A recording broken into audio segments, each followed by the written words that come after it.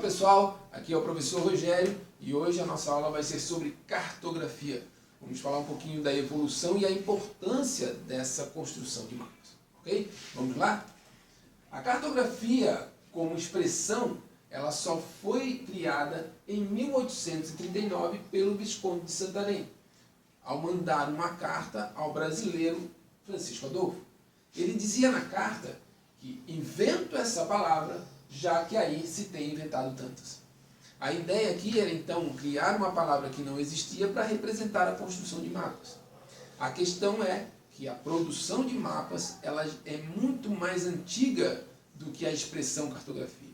Lá nos primórdios da humanidade, quando o homem nas cavernas começava a desenhar na parede o mundo que ele vivia, o local onde ele vivia, ou seja, a área do mundo conhecido, ele já estava criando mapas. Porém, é claro, ele não sabia disso. A questão, a expressão cartografia e a própria importância da formação de mapas, ela vem se criando e se desenvolvendo ao longo da história. Então vamos analisar aqui alguns mapas importantes ao longo da história para percebermos também o avanço da cartografia, o avanço dessa construção de mapas. O mapa mais antigo que se tem conhecimento é o mapa de Assur. Ele é um mapa em argila, é um mapa de 4.500 anos e que representa uma região da Mesopotâmia. Atualmente, hoje, 2020, é a região onde nós temos ali o Iraque, essa região do Oriente Médio. Okay? Esse, então, é o mapa mais antigo que se tem conhecimento. Um pouco mais recentemente, nós vamos ter aí um mapa do século V a.C. É um mapa que vai representar, então, o mundo conhecido da época. E, nesse caso, nós temos a presença nesse mapa de uma parte do território europeu, uma parte do território asiático e uma parte do território africano. O detalhe sobre esse mapa é que nós vamos ter algumas áreas que são bem conhecidas e, mesmo sendo um mapa lá do século V, mesmo sendo um mapa que foi totalmente criado de forma manual, que foi um mapa que teve na observação das áreas representadas, uma observação a olho nu, nós temos um mapa muito bem produzido. Porque se analisarmos esse mapa, nós vamos perceber que nós temos aqui toda a área do mar Mediterrâneo, teremos aqui o desenho da Itália, muito parecido com o que nós temos hoje, ou seja, a representação lá no século V a.C. Foi muito próxima do que é realmente o recorte do território italiano. Aqui nós temos a Península Ibérica, a parte da Índia, a região do Oriente Médio. Então, essa representação, mesmo muito antiga, ela já representa com qualidade o mundo conhecido. Esse outro mapa ele é um pouco mais recente, porém ainda antes de Cristo, ele representa de novo a mesma área, um pouco mais extensa agora, porque o conhecimento das regiões era maior. Então nós vamos ter aqui de novo Europa, a Ásia e o norte da África. Detalhe é que a Índia já aparece mais bem representada, e aqui o mar Mediterrâneo e a parte da Europa. Aqui a Itália, e nesse mapa diferente desse, já aparecem as Ilhas Britânicas. Então um mapa um pouco mais evoluído, um conhecimento um pouco mais abrangente. O mapa de Ptolomeu, do século II, ele é um mapa que vai mostrar o mundo conhecido, porém ele tem uma ornamentação muito interessante, mostrando que a cartografia, ou que a construção de mapas, também é uma arte. Nós temos aqui um ornamento onde vai ser mostrado, por exemplo, cabeças de anjos soprando para dentro do mapa, talvez mostrando ou querendo mostrar a direção dos ventos. O que é interessante é que nós temos uma representação de anjos que vai representar a religião. Então, um mapa que tem nos seus aspectos um traço religioso. O mapa de Isidoro, do século VI, ele é um mapa chamado TO. Esse mapa tem esse nome por ter uma representação de um T e em volta um O. O detalhe aqui é que esse T ele representa o mar Mediterrâneo, certo? Que vai separar então a Ásia a África e a Europa. E agora o interessante é que esse mapa ele não se preocupa em representar o contorno dos continentes e o contorno das áreas oceânicas. O que ele quer representar é apenas um mundo conhecido. Esse mapa claramente é um mapa religioso, pois ele mostra, por exemplo, no centro da projeção, a cidade de Jerusalém. E a cidade de Jerusalém é a cidade santa para 3 religiões monoteístas: o cristianismo, o judaísmo e o islamismo. Então, a cidade santa, nada mais justo de ela estar no centro do mapa, ou seja, no centro do mundo. Um outro detalhe que chama a atenção, que nos dá a noção de que é um mapa religioso, é a representação do paraíso nessa região mais ao norte, ou nessa região no alto do mapa. O mar, essa área que circunda os continentes, seria então o oceano que banha e que cerca todos esses continentes. Ok? Então, um mapa religioso, um mapa teó, que representa esse mundo conhecido a partir de uma representação religiosa. Esse mapa ele é um mapa de Al-Idrisi, um mapa do século XII, que representa a região do Oriente Médio. É muito interessante esse mapa, porque ele é de difícil compreensão, porém ele nos dá alguns detalhes que é muito importante, que a gente consegue perceber como foi criado esse desenho e o que se tinha de percepção da área que foi representada. Essas áreas aqui são como montanhas, ou seja, uma representação de montanhas, e essas montanhas têm um traço, certo? Para baixo. Parece até, muitas vezes falam que parece um guarda-chuva, mas na verdade é uma representação cartográfica, o que provavelmente queriam demonstrar nesse mapa, que aqui nós temos cadeias montanhosas, e que essas cadeias montanhosas é delas que surgem os rios, que vão banhar as regiões de planície e vão chegar até o mar.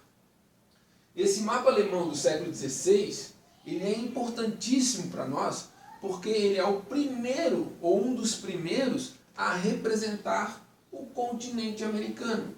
Continente americano esse que tinha sido recém-descoberto.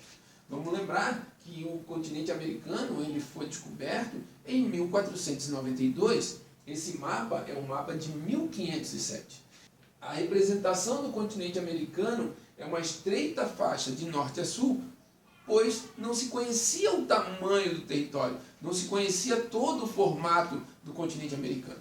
Por isso que ele é representado apenas como uma faixa, mas já mostrando o novo mundo dentro do mapa.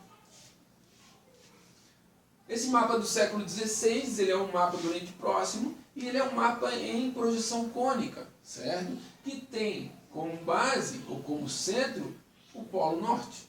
Então esse mapa é interessante, porque ele é um mapa antigo, mas que já utiliza uma técnica de projeção cônica, e não as tradicionais cilíndricas que mostram o mapa mundi por inteiro.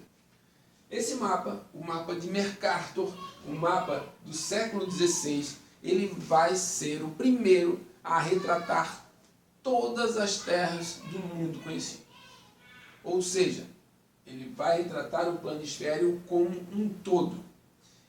Esse mapa ele é tão importante que vários navegadores na época o utilizavam para traçar rotas marítimas, por exemplo. Então, além de mostrar todas as terras conhecidas no mesmo mapa, ele também foi muito importante para a navegação. Esse mapa é um mapa francês do século XVI. Ele é um mapa que representa o mundo de forma invertida. Para muitos pode parecer estar errado, mas esse mapa ele não tem nada de errado, a representação dele está correta. A única diferença dos outros mapas que nós estamos acostumados é que esse mapa ele está sendo mostrado com um ponto de vista diferente, mas não tem erro aqui. O detalhe é que quando nós observamos o planeta Terra no universo, não tem norte, sul, leste, oeste. Você pode observar o nosso planeta de qualquer ângulo. E é isso que essa representação vem mostrar. Essa é somente uma visão diferente do que nós estamos acostumados. Não há nada de errado nesse mapa, a não ser um ponto de vista diferente. Aqui de novo nós temos um mapa de Mercator, um mapa então, só que agora representado por duas esferas, e um mapa com uma ornamentação um pouco mais bem elaborada. Aqui um mapa do século XVII, ele também é um mapa interessante porque ele apresenta uma projeção descontínua, ou seja, um mapa descontínuo, certo? Que apresenta essas características em gomo, porém nós temos aqui um detalhe que é muito interessante, que é o ornamento desse mapa. Esse mapa, ele realmente é um mapa artístico, ele mostra toda uma configuração dentro de uma representação cartográfica que mostra que o mapa também é uma arte. Mapa do final do século XVII. Esse mapa, de novo, uma grande ornamentação, mas esse mapa tem algo de interessante. Ele tenta mostrar o mundo de vários anos, nas duas esferas centrais, o globo, o planisfério como um todo, porém, nessas esferas menores nós temos ângulos diferentes da Terra, mostrando ou tentando mostrar uma visão mais ampla da superfície da Terra.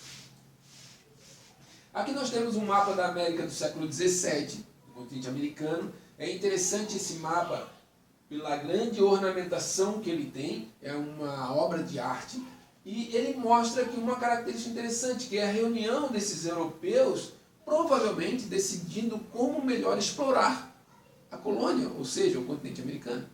Mas dentro da configuração do mapa, é interessante nós observarmos que a América do Sul ela é representada junto ou unida à Antártica. Então nós temos uma representação, que nós sabemos que isso hoje que isso não é verdade, a América do Sul é separada da Antártica, mas na época não se tinha essa noção, por isso mostrava-se a América do Sul unida à Antártica. Esse mapa ao lado é um mapa da América do Sul especificamente, e é um mapa que mostra a riqueza que há dentro do nosso território. Riqueza essa muito importante para os europeus colonizadores. Esse mapa ele representa, de novo, é uma representação de Mercator, só que agora um pouco mais elaborado, com as técnicas mais avançadas, então os detalhes e o desenho é muito mais bem definido, certo? Mas é um mapa de Mercator clássico. Esse outro mapa aqui, ou essa outra representação, aí sim algo que mostra uma modernidade em relação à projeção cartográfica.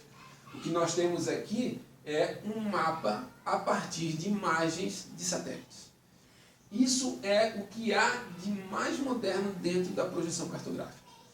O detalhe é que nós temos aqui uma projeção realizada a partir do sensoriamento remoto, ou seja, a coleta de dados a longa distância. Isso pode ser feito a partir de satélites, pode ser feito a partir de aviões, de radares, por exemplo. Então, essa projeção, ela traz aquilo que é mais moderno, aquilo que nós temos de maior precisão em relação a mapas. Porém, essa projeção, ela também mostra erros. Por exemplo, essa grande extensão no mapa que é a Antártica. É óbvio que na realidade nós não temos a Antártica com toda essa expansão. Então, mesmo sendo uma imagem de satélite, ela é uma imagem que mostra erros, que mostra distorção. Em 1964, no 20º Congresso Internacional de Geografia, foi elaborada a mais completa definição do que é cartografia.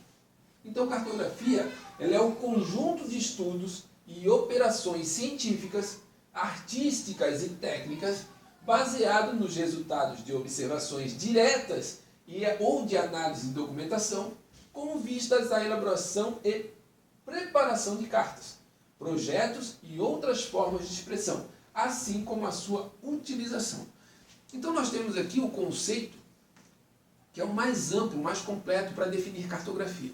Porém, nós podemos simplificar esse conceito, que a cartografia nada mais é do que a arte e a ciência de construir mapas. Esse conceito, ele é simplório, simplificado, resumido, mas representa muito bem o que é a cartografia, que é uma arte e uma ciência. Então, pessoal, essa foi a nossa aula de hoje. Falamos sobre a origem e a evolução da cartografia. Mais sobre esse tema na próxima aula, ok? Valeu! Não esqueçam de estudar os capítulos referentes ao conteúdo, façam as atividades, se cuidem. Valeu, um abraço, até mais.